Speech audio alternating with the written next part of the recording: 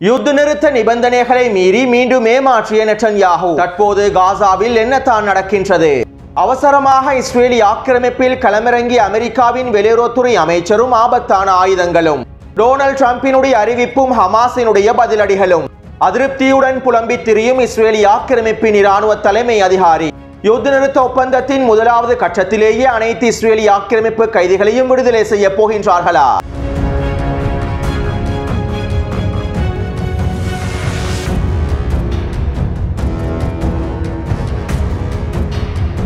காசா தொடர்பான டொனால்ட் ட்ரம்பினுடைய திட்டத்திற்கு பல அரபு நாட்டு தலைமைகள் எதிர்ப்புகளையும் மாற்று கருத்துக்களையும் வெளியிட்டிருந்தார்கள். இப்படியான நிலைமையில் அமெரிக்காவுக்கான ஐக்கிய அரபு அமீரகத்தினுடைய தூதுவர் யூசுப் அல் ஒய்டபா அவர்கள் நேர்காணல் ஒன்றின் போது இவ்வாறு தெரிவித்துள்ளார். காசா தொடர்பாக டொனால்ட் ட்ரம்ப் முன்வைத்திருக்கக்கூடிய திட்டம் கடினமான திட்டமாகும். இந்த திட்டத்திற்கு உலகளாவிய ரீதியில் பல்வேறுபட்ட எதிர்ப்புகளும் காணப்படுகின்றன. ஆனால் டொனால்ட் ட்ரம்பினுடைய இந்த திட்டமானது தவிர்க்க முடியாத திட்டமாகும். மேலும் டொனால்ட் ட்ரம்பினுடைய இந்த திட்டத்திற்கு மாற்றீடான இன்னும் ஒரு திட்டத்தினை நான் அவதானிக்கவில்லை. அவ்வாறு யாராவது டொனால்ட் ட்ரம்பின் இந்த திட்டத்திற்கு மாற்றீடான திட்டத்தினை முன்வைத்தால் அவை தொடர்பாக எங்களுக்கு ஆராய்ந்து பார்க்கலாம். ஆனால் டொனால்ட் ட்ரம்பின் திட்டமே சிறந்த திட்டமாகவும் தவிர்க்க முடியாத திட்டமாகவும் அமைந்திருப்பதாகவும் அவர் நேர்காணல் ஒன்றின் போது தெரிவித்துள்ளார். அமெரிக்காவுக்கான ஐக்கிய அரபு அமீரகத்தினுடைய தூதுவர் இவ்வாறு தெரிவித்திருப்பதில் நாங்கள் ஆச்சரியப்பட தேவையில்லை. ஏற்கனவே இஸ்ரேலி ஆக்கிரமிப்புக்கு ஆதரவாகவே ஐக்கிய அரபு அமீரகமானது பல்வேறுபட்ட நிலைப்பாடுகளையும் எடுத்துள்ளது. எனவே பெரும்பாலும் இவர்கள் டொனால்ட் ட்ரம்பினுடைய திட்டத்திற்கு முழுமையான ஆதரவையே வழங்கப் போகின்றார்கள் என்பதனையும் இதிலிருந்து எங்களுக்கு தெளிவாக புரிந்து கொள்ளலாம். அடுத்து டொனால்ட் ட்ரம்பினுடைய இந்த திட்டத்தினை எதிர்ப்பதற்காகவும் காசாவில் இருக்கக்கூடிய பலஸ்தீனிய மக்கள் இடம்பெறாமல் இருப்பதனை தவிர்ப்பதற்காகவும் பலஸ்தீனிய மக்கள் பலஸ்தீனிய நிலத்திலிருந்து வெளியேற்றப்படுவதனை முழுமையாக தடுத்து நிறுத்துவதற்காகவும் அரபு நாடுகளும் மத்திய கிழக்கு நாடுகளும் ஒன்றிணைந்து மிகப்பெரிய மாநாடுகளையும் ஏற்பாடு செய்துள்ளார்கள். வருகின்ற 27ஆம் தேதி இந்த மாநாடு நடைபெற இருப்பதாகவும் தெரிவிக்கப்படுகின்றது.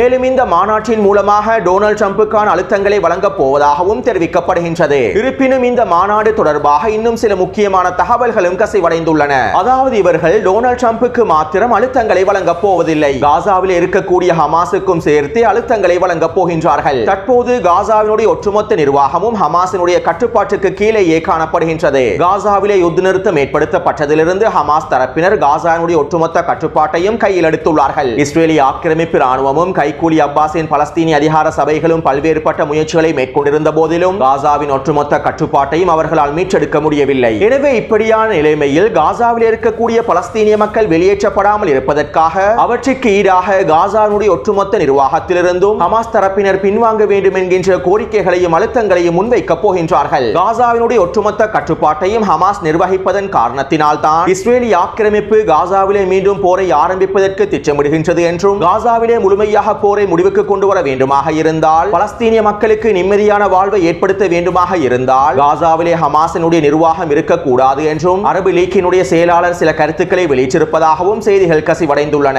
இதற்கமைவாகத்தான் இவர்கள் வருகின்ற மாநாட்டில் டொனால்ட் ட்ரம்புக்கு எதிராகவும் காசாவினுடைய நிர்வாகத்திலிருந்து ஹமாஸ் பின்வாங்க வேண்டும் என்பதற்காகவும் அழுத்தங்களை வழங்கப் போகின்றார்கள். அது மட்டுமல்லாமல் காசாவினுடைய நிர்வாகத்திலிருந்து ஹமாஸ் பின்வாங்கியதற்கு பிறகு அரபு நாட்டு படைகளையும் காசாவிற்குள்ளே முழுமையாக களமிறக்குவதற்கு திட்டமிட்டுள்ளார்கள். இஸ்ரேலி ஆக்கிரமிப்பு ராணுவத்திற்கு பதிலாக அரபு நாட்டு படைகளை களமிறக்குவதற்கு திட்டமிட்டுள்ளார்கள். மேலும் இந்த திட்டத்திற்கு ஐக்கிய அரபு அமீரகம் முழுமையான சம்மதத்தினை வழங்கி இருப்பதாகவும் தெரிவிக்கப்படுகின்றது. அத்தோடு நேற்றிரவு இவற்றிற்கு பதிலளிக்கும் முகமாக ஒசாமா ஹம்தான் அவர்கள் இவ்வாறு தெரிவித்திருந்தார். காசாவிலே இஸ்ரேலி ஆக்கிரமிப்புக்கு பதிலாக யார் களமிறங்கினாலும் அவர்களையும் நாங்கள் ஆக்கிரமிப்பாகவே கருதுவோம். இஸ்ரேலி ஆக்கிரமிப்புக்கு எதிராக நாங்கள் எவ்வாறு செயற்படுகின்றோமோ அதே போன்றே காசாவிற்குள் களமிறங்கக்கூடியவர்களுக்கு எதிராகவும் நாங்கள் செயற்படுவோம். மேலும் இஸ்ரேலி ஆக்கிரமிப்புக்கு முகவர்களாக இருக்கக்கூடியவர்களுக்கு எதிராகவும் நாங்கள் எங்களுடைய எதிர்ப்பை முழுமையாக வெளிப்படுத்துவோம் என ஒசாமா ஹம்தான் அவர்கள் தெரிவித்துள்ளார். அடுத்து நேற்றைய தினம் விடுவிக்கப்பட்ட இஸ்ரேலி ஆக்கிரமிப்பு கைதிகள் சில கருத்துக்களை வெளியிட்டிருந்தார்கள். என்னை இன்று விடுதலை செய்ய போவதாக அவர்கள் என்னிடம் தெரிவித்தார்கள். இந்த சந்தர்ப்பத்திலே நான் மகிழ்ச்சியாக இருக்க வேண்டும், ஆனால் என்னால் மகிழ்ச்சியாக இருக்க முடியவில்லை. என்னுடைய நண்பர்களும் கைதிகளாக சிறையிலே இருக்கின்றார்கள். அவர்களும் விடுதலை செய்யப்பட்டால் மாத்திரமே என்னால் முழுமையான மகிழ்ச்சியை அனுபவிக்க முடியும். நெட்டன்யாஹூ அவர்களே எங்களுடைய கைதிகள் உடல் ரீதியாகவும் உள ரீதியாகவும் சிறையிலே மிகப்பெரிய துன்பங்களை அனுபவித்து வருகின்றார்கள். தற்போது நேரம் குறைவாகவே இருக்கின்றது.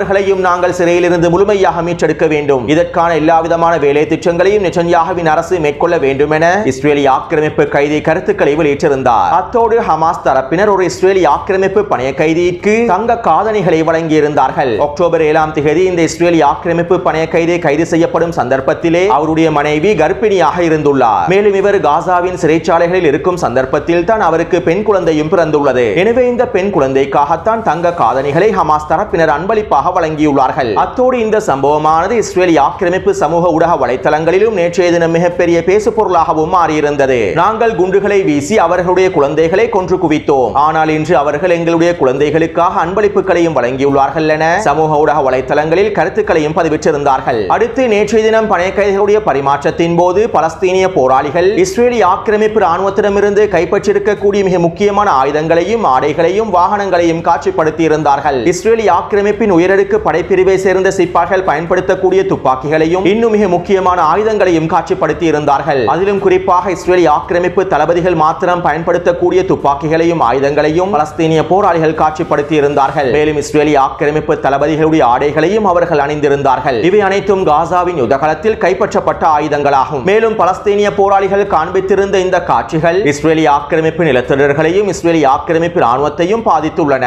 15 மாத யுத்த காலத்திலே இஸ்ரேலிய ஆக்கிரமிப்பு ராணுவம் அவர்களுடைய இழப்புகளை முழுமையாக மூடி மறைத்திருந்தது. ஒரு சில இழப்புகளை மாத்திரமே இஸ்ரேலிய ஆக்கிரமிப்பு வெளியிட்டிருந்தது. ஆனால் தற்போது இந்த ஆயுதங்கள் காட்சிப்படுத்தப்பட்டதன் மூலமாகவும் இஸ்ரேலிய ஆக்கிரமிப்பு சிப்பாய்களுடைய தளபதிகளுடைய உடைகள் காட்சிப்படுத்தப்பட்டதன் மூலமாகவும் இஸ்ரேலிய ஆக்கிரமிப்பு ராணுவத்தின் மிகப்பெரிய இழப்புகள் உறுதி செய்யப்பட்டுள்ளன. காசாவின் யுத்த காலத்திலே இஸ்ரேலிய ஆக்கிரமிப்பு தளபதிகளும் சிப்பாய்களும் கொத்து கொத்தாக அளிக்கப்பட்டுள்ளார்கள் என்பதனையும் இந்த காட்சிகள் உறுதி செய்துள்ளன. மேலும் இவற்றினை இஸ்ரேலிய ஆக்கிரமிப்பு ஊடகங்களும் சுட்டிக்காட்டியுள்ளன.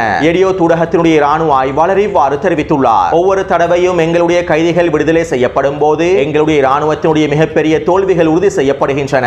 ஒவ்வொரு தடவையும் எங்களுடைய இழப்புகளை காட்சிப்படுத்தி நாங்கள் தோற்றுவிட்டோம் என்பதனை ஹமாஸ் தரப்பினர் உறுதி செய்து வருகின்றார்கள். மேலும் இதனை ஒரு மிகப்பெரிய ஊடக பிரச்சாரமாகவும் மேற்கொள்கின்றார்கள். எங்களுடைய பணைய கைதிகள் விடுதலை செய்யப்படக்கூடிய காட்சிகளை பார்க்கக்கூடிய ஒட்டுமொத்த சர்வதேசமும் எங்களுடைய ராணுவம் தோற்று போய்விட்டது என்பதனையே உறுதி செய்கின்றார்கள். தற்போது இந்த நிலைமையானது எங்களுக்கு மிகப்பெரிய அவமானமாகவும் மாறியுள்ளது என எடியோ ஊடகத்தினுடைய ராணுவ ஆய்வாளர் தெரிவித்துள்ளார். இதைத் தொடர்ந்து இஸ்ரேலிய ஆக்கிரமிப்பு ராணுவத்தினுடைய தலைமை அதிகாரி ஊடகங்களிடம் இவ்வாறு தெரிவித்துள்ளார். காசாவிலே எங்களுடைய கைதிகள் விடுதலை செய்யப்படும் போது ஹமாஸினால் காண்பிக்கப்படுகின்ற காட்சிகளை கண்டு யாரும் கவலைப்பட வேண்டாம். எங்களுடைய நவீன ஆயுதங்களை அவர்கள் கைப்பற்றியிருக்கக்கூடிய காட்சிகளை கண்டு யாரும் கவலைப்பட தேவையில்லை. தற்போது யுத்த நிறுத்தம் ஏற்படுத்தப்பட்டிருப்பதனால் தான் அவர்கள் வெளியே வந்துள்ளார்கள். இவ்வளவு நாளாக அவர்கள் தலைமறைவாகவே இருந்தார்கள். நாங்கள் காசாவிலே மீண்டும் சண்டையை ஆரம்பிப்போம். நாங்கள் காசாவில் மீண்டும் சண்டையை ஆரம்பிக்கும் சந்தர்ப்பத்தில் நாங்கள் யார் அவர்கள் யார் என்பதனை அவர்கள் தெளிவாக புரிந்து கொள்வார்கள். மேலும் நாங்கள் காசாவிலே மீண்டும் சண்டையை ஆரம்பிக்கும் போது மிகப்பெரிய மாற்றங்களையும் நீங்கள் அறிந்து கொள்வீர்கள். எனவே நீங்கள் இவற்றை கண்டு கவலைப்பட வேண்டாம். நிச்சயமாக உங்களை சந்தோஷப்படுத்தக்கூடிய காட்சிகள் காத்துக் கொண்டிருக்கின்றன என்றும் இஸ்ரேலிய ஆக்கிரமிப்புடைய ராணுவ தலைமை அதிகாரி தெரிவித்துள்ளார். அதே நேரம் இஸ்ரேலிய ஆக்கிரமிப்பு ராணுவ தலைமை அதிகாரியினுடைய இந்த கருத்துக்களை இஸ்ரேலிய ஆக்கிரமிப்பு ஊடகங்களே விமர்சித்திருந்தன.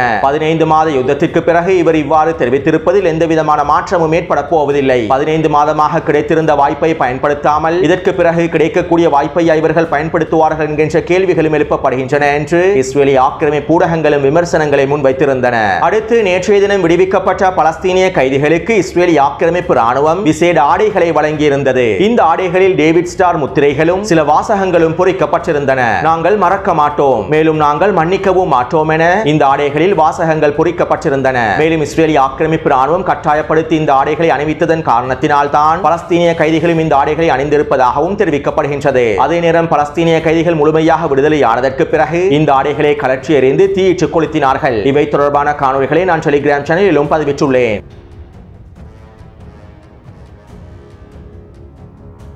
நேற்றைய பணைய கைதிகளுடைய பரிமாற்றத்திற்கு பிறகு பலஸ்தீனிய தலைமைகள் அறிக்கை ஒன்றை வெளியிட்டிருந்தார்கள். நாங்கள் முழு உலகத்திற்கும் சொல்கின்றோம், அல் குதுஸை தவிர நாங்கள் வேறு எந்த இடத்திற்கும் இடம்பெயரப் போவதில்லை. நாங்கள் போர் வீரர்கள், எங்களுடைய உறுதிமொழிக்கு உண்மையாகவே இருக்க வேண்டும். நாங்கள் போர்க்களத்திலே உறுதியாக இருக்கக்கூடியவர்கள். மாறாக நாங்கள் ஒரு பொழுதும் போர்க்களத்திலே பின்வாங்க போவதில்லை. எந்த ஒரு சமரசமும் செய்து கொள்ளாமல் விடுதலையை பெற்றுக் கொள்வதற்காக நாங்கள் தொடர்ந்து போராடுவோம். அல் குதுஸை முழுமையாக மீட்டெடுக்கும் வரை, ஒட்டுமொத்த பலஸ்தீனிய நிலங்களையும் முழுமையாக மீட்டெடுக்கும் வரை எங்களுடைய இந்த இந்த போராட்டமானது தொடரும் என பலஸ்தீனிய தலைமைகள் அறிக்கையிலே தெரிவித்திருந்தார்கள். இதைத் தொடர்ந்து டொனால்ட் ட்ரம்ப் எக்ஸ் தளத்திலே அறிக்கை ஒன்றினை வெளியிட்டிருந்தார். ஹமாஸ் ஒரு அமெரிக்க குடிமகன் உட்பட காசாவிலிருந்து 3 இஸ்ரேலிய பணைய கைதிகளை விடுதலை செய்துள்ளது. ஆனால் அனைத்து பணைய கைதிகளும் விடுதலை செய்யப்பட வேண்டும் என்றே காலக்கெடு விதிக்கப்பட்டிருந்தது. இருப்பினும் அவர்கள் 3 பணைய கைதிகளை மாத்திரமே வெளியிட்டுள்ளார்கள். இனி இதற்கு பிறகு இஸ்ரேல் என்ன செய்ய வேண்டும் என்பதனை இஸ்ரேல் தான் தீர்மானிக்க வேண்டும். இஸ்ரேலின் எந்த ஒரு முடிவுக்கும் அமெரிக்கா முழுமையான ஆதரவை வழங்கும் என டொனால்ட் ட்ரம்ப் குறித்த பதிவிலே தெரிவித்துள்ளார். அதாவது காசாவிலே மீண்டும் போரை அவசரமாக ஆரம்பிப்பதா அல்லது பணைய கைதிகள் முழுமையாக விடுதலை செய்யப்படும் வரை காத்திருப்பதா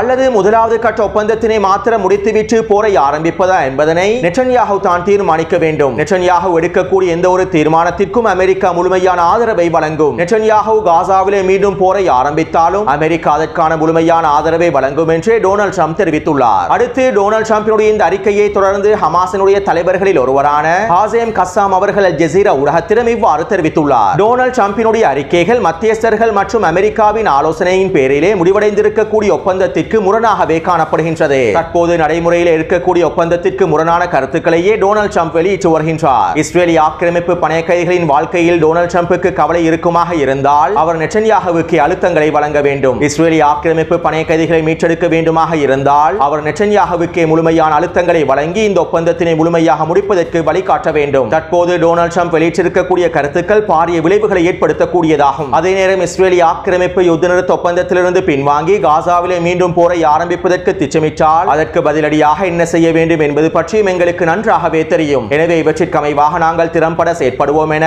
ஹமாஸினுடைய தலைவர்களில் ஒருவரான ஹசேம் கஸ்ஸாம் அவர்கள் ஜஸீரா ஊடகத்திடம் தெரிவித்துள்ளார். அடுத்து டொனால்ட் ட்ரம்பினுடைய இந்த அறிக்கைக்கு பிறகு நெட்டன்யாஹு அவசரமாக போர் அமைச்சரவை கூட்டத்தினை ஆரம்பித்தார். காசாவிலே மீண்டும் போரை ஆரம்பிப்பது தொடர்பாகவும் இரண்டாம் கட்ட யுத்த நிறுத்த ஒப்பந்தத்தினை மேற்கொள்ளாமல் காசாவிலே மீண்டும் போரை ஆரம்பித்து ஏனைய பணைய கைதிகளை முழுமையாக தியாகம் செய்வது தொடர்பாகவும் இஸ்ரேலிய ஆக்கிரமிப்பு போர் அமைச்சரவையில் விசேட கலந்துரையாடல்கள் மேற்கொள்ளப்பட்டிருப்பதாக தெரிவிக்கப்படுகின்றது. மேலும் இந்த கலந்துரையாடலில் நடைபெற்றிருக்கக்கூடிய முக்கியமான விடயங்கள் உத்தியோகபூர்வமாக வெளிப்படுத்தப்படவில்லை. இருப்பினும் காசாவிலே மீண்டும் போரை ஆரம்பிப்பதற்காகத்தான் நெட்டன்யாஹு முடிவுகளை எடுத்திருப்பதாகவும் இஸ்ரேலிய ஆக்கிரமிப்பினுடைய சில ஊடகங்கள் குறிப்பிட்டிருந்தன. அடுத்து அமெரிக்காவின் வெளியுறவுத்துறை அமைச்சர் மார்க்கோ ரூபியோ அவசரமாக இஸ்ரேலிய ஆக்கிரமிப்பில் தரையிறங்கியுள்ளார். காசாவிலே மீண்டும் யுத்தத்தினை ஆரம்பிப்பது தொடர்பாகவும் பணைய கைதிகளுடைய பரிமாற்றத்தினை மேற்கொள்வது தொடர்பாகவும் இஸ்ரேலிய ஆக்கிரமிப்பு பணைய கைதிகளை முழுமையாக விடுதலை செய்வது தொடர்பாகவும் நெட்டன்யாஹுவோடு அவசர கலந்துரையாடல்களை மேற்கொள்வதற்காகவே அவர் இஸ்ரேலிய ஆக்கிரமிப்புக்கு அவசரமாக வருகை தந்திருப்பதாகவும் இஸ்ரேலிய ஆக்கிரமிப்பு ஊடகங்கள் செய்திகளை வெளியிட்டிருந்தன. அதாவது இந்த ஒப்பந்தத்தினுடைய முதலாவது கட்டத்திலேயே உயிரோடு இருக்கக்கூடிய அனைத்து இஸ்ரேலிய ஆக்கிரமிப்பு பணைய கைதிகளையும் ஹமாஸ் தரப்பினர் முழுமையாக விடுதலை செய்ய வேண்டும் என்கின்ற அழுத்தங்களை டொனால்ட் ட்ரம்ப் வழங்குவதற்கு தயாராக இருப்பதாகவும் அமெரிக்காவுடைய வெளியுறவுத்துறை அமைச்சர் தெரிவித்துள்ளார். எனவே இன்று மாலை நெட்டன்யாஹுவும் மார்க்கோ ரூபியோவும் சந்தித்து விசேட கலந்துரையாடல்களை மேற்கொண்டுள்ளார்கள். மேலும் இந்த கலந்துரையாடல்கள் தொடர்பான முடிவுகள் இன்னும் வெளிப்படுத்தப்படவில்லை. அத்தோடு அமெரிக்காவின் வெளியுறவுத்துறை அமைச்சர் இஸ்ரேலிய ஆக்கிரமிப்பிலே தனியாக களமிறங்கவில்லை. இஸ்ரேலிய ஆக்கிரமிப்புக்கு தேவையான மிகவும் ஆபத்தான வெடிகுண்டுகளோடையே களமிறங்கியுள்ளார். ஜோ பைடனின் நிர்வாகம் இஸ்ரேலிய ஆக்கிரமிப்புக்கு வழங்கக்கூடாது என்று தடுத்து நிறுத்திய 2000 கிலோகிராம் நிறையுடைய MK-84 வெடிகுண்டுகளை இஸ்ரேலிய ஆக்கிரமிப்பிலே களமிறக்கியுள்ளார். அடுத்து கடந்த வாரம் காசாவிலே ஒரு பதற்றமான சூழ்நிலை ஏற்பட்டிருந்தது. யுத்த நிறுத்த நிபந்தனைகளுக்கு அமைவாக இஸ்ரேலிய ஆக்கிரமிப்பு ராணுவம் தேவையான உணவுப் பொருட்களையும் நிவாரணப் பொருட்களையும் மொபைல் கரவன்களையும் கனரக உபகரணங்களையும் புல்டோசர் வண்டிகளையும் காசாவிற்குள்ளே அனுமதிக்கவில்லை. இதைத் தொடர்ந்து பணைய கைதிகளை விடுதலை செய்ய போவதில்லை என ஹமாஸ் தரப்பினர் தெரிவித்தார்கள். இப்படியான சூழ்நிலையில் ஹமாஸினுடைய அழுத்தங்களுக்கு அடிபணிந்த இஸ்ரேலிய ஆக்கிரமிப்பு எல்லா விதமான உணவுப் பொருட்களையும் நிவாரணப் பொருட்களையும் எரிபொருள் வண்டிகளையும் காசாவிற்குள்ளே முழுமையாக அனுமதித்தது. மேலும் மொபைல் கரவன்களும் புல்டோசர் வண்டிகளும் ரஃபா கடவை பிரதேசத்திலே நிலைநிறுத்தப்பட்டிருந்தன. பணைய கைதிகளுடைய பரிமாற்றத்தை தொடர்ந்து மொபைல் கரவன்களும் புல்டோசர் வண்டிகளும் ரஃபா கடவையினூடாக காசாவிற்குள்ளே நுழையும் என மத்தியஸ்தர்களிடம் இஸ்ரேலிய ஆக்கிரமிப்பு தரப்பினரும் குறிப்பிட்டிருந்தார்கள். இதைத் தொடர்ந்து பணைய கைதிகளுடைய பரிமாற்றம் மேற்கொள்ளப்பட்டிருந்தது. ஆனால் தற்போது இஸ்ரேலிய ஆக்கிரமிப்பு ராணுவம் இந்த நிலைப்பாடுகளில் இருந்து பின்வாங்கியுள்ளது. இன்று காலையிலிருந்து உணவுப் பொருட்களையும் நிவாரணப் பொருட்களையும் முழுமையாக காசாவிற்குள் அனுமதிப்பதற்கு இஸ்ரேலிய ஆக்கிரமிப்பு மறுப்பு தெரிவித்துள்ளது. அது மட்டுமல்லாமல் மொபைல் கரவன்களையும் புல்டோசர் வண்டிகளையும் கனரக உபகரணங்களையும் இஸ்ரேலிய ஆக்கிரமிப்பு காசாவிற்குள்ளே அனுமதிக்கப் போவதில்லை என்றும் தெரிவித்துள்ளது. இதனை உறுதிப்படுத்தும் முகமாக காசானுடைய உள்துறை அமைச்சகம் இவ்வாறு தெரிவித்துள்ளது. ரஃபா கடவை பிரதேசத்திலே 60,000க்கும் அதிகமான மொபைல் கரவன்களும் 2 லட்சத்திற்கும் அதிகமான கூடாரங்களும் காணப்படுகின்றன. அதே போன்று 500க்கும் அதிகமான புல்டோசர் வண்டிகள் காணப்படுகின்றன. இவை அனைத்தையும் இன்றைய தினம் அனுமதிப்பதாகவே இஸ்ரேலிய ஆக்கிரமிப்பு தெரிவித்திருந்தது. ஆனால் வெறும் 5 புல்டோசர் வண்டிகளை மாத்திரமே இஸ்ரேலிய ஆக்கிரமிப்பு ரஃபா கடவையினூடாக அனுமதித்துள்ளது என்றும் காசாவின் உள்துறை அமைச்சகம் இன்று காலை அறிக்கை ஒன்றினை வெளியிட்டிருந்தது. அதாவது நெட்டன்யாஹு அவருடைய ஏமாற்று வேலையை மேற்கொண்டுள்ளார். பணைய கைதிகளுடைய பரிமாற்றத்தினை மேற்கொள்வதற்காக மொபைல் கரவன்களையும் புல்டோசர் வண்டிகளையும் கனரக வாகனங்களையும் உபகரணங்களையும் ரஃபா கடவை பிரதேசத்தினூடாக அனுமதிப்பதாக தொடர்பாக பொய் உரைத்துள்ளார். எனவே தற்போது மத்தியஸ்தர்களும் அவசரமாக அடுத்த கட்ட பேச்சுவார்த்தைகளை மேற்கொண்டு வருகின்றார்கள். யுத்த நிறுத்த நிபந்தனைகளுக்கு அமைவாக இவற்றினை காசாவிற்குள்ளே அனுமதிப்பதற்கான அடுத்த கட்ட வேலை திட்டங்களை முன்னெடுத்து வருகின்றார்கள். ஒருவேளை நெட்டன்யாஹு இதற்கு முழுமையான மறுப்பை தெரிவிப்பாராக இருந்தால் ஹமாஸ் தரப்பினர் வருகின்ற நாட்களிலே ஒரு முழுமையான முடிவை எடுப்பார்கள் என்றும் எதிர்பார்க்கப்படுகின்றது. எனவே நாங்கள் பொறுத்திருந்து பார்ப்போம். அத்தோடு இந்த காணொலி தொடர்பான கருத்துக்களை பதிவிடுங்கள். தொடர்ந்து என்னுடன் இணைந்திருங்கள். நன்றி, வணக்கம்.